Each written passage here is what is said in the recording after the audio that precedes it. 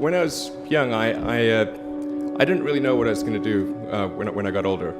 People kept asking me, but then eventually I thought that the idea of inventing things would be really cool. And the reason I thought that was because I read a quote from Arthur C. Clarke, which said that a sufficiently advanced technology is indistinguishable from magic, and that's really true. If you go back, say 300 years, the things that we take for granted today would be you'd be burned at the stake for. Being able to fly, being able to see over long distances, being able to communicate, and having access to all the world's information instantly from almost anywhere on the earth. This is stuff that really would be magic, or would be considered magic in times past. In fact, I think it actually goes beyond that, because there are many things that we take for granted today that weren't even imagined in times past. They weren't even in the realm of magic. So it actually goes beyond that. So I thought, well, if I can do some of those things, basically if I can advance technology, then that's like magic, and that would be really cool. And I also had sort of a slight existential crisis, because I was trying to figure out what does it all mean? Like, what's the purpose of things?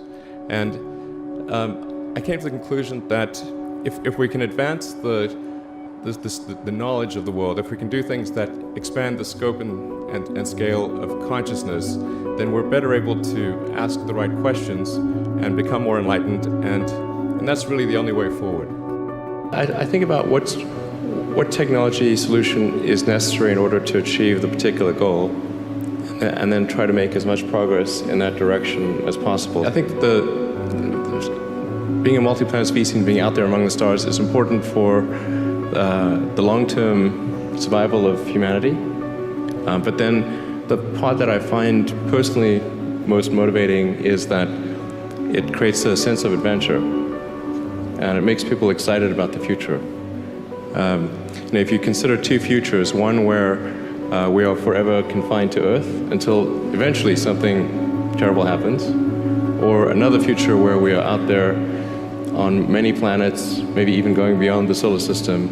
I think that second version is incredibly exciting and inspiring, and there need to be reasons to get up in the morning.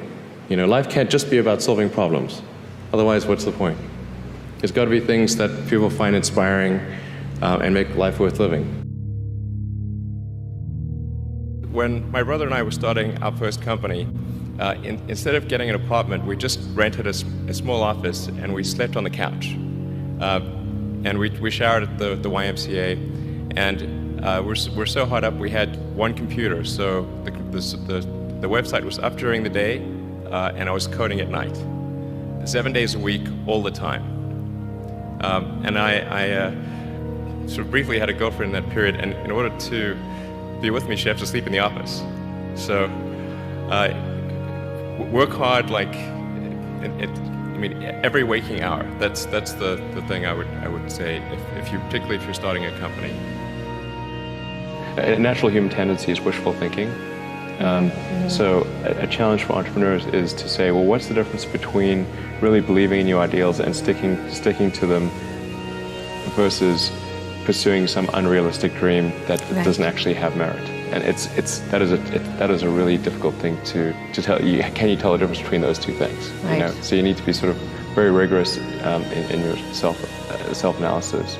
I think certainly extremely tenacious, and then just work like hell. I mean, you just have to put in 80 to 100-hour weeks every week. All those things improve the odds of success.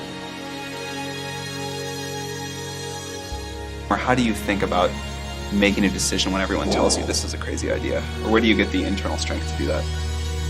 Well, first of all, I'd say I actually think I feel fear quite strongly. So it's not as though I just have the absence of fear. I feel it quite strongly. But there are just times when something is important enough, you believe in it enough, that you do it in spite of fear. People shouldn't think, well, I feel fear about this, and therefore I shouldn't do it.